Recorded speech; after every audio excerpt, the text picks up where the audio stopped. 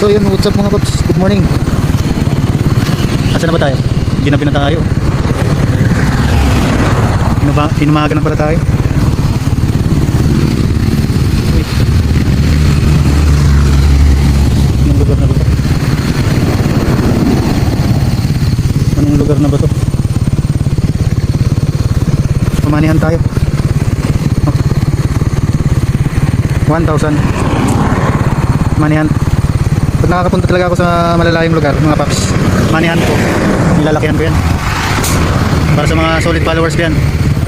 Teka, nasa na ba tayo?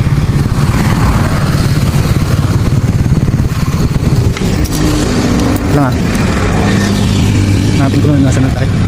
Ang dilim eh, hindi makita, walang ilaw. Ito,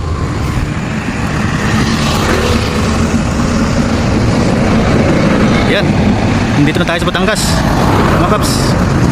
Oh, kita nyo na, layo na narating natin. So, ito na yung kasunod. Iiwan ko na to kung saan ko, ano, kayo na bahala kumuha kasi may deliver pa ako. May deliver pa ako. So dito na lang siya. Yan. Sa may poste. Yan, sa mga followers dyan, sa malalapit lang, sa malalayo huwag niya puntahan.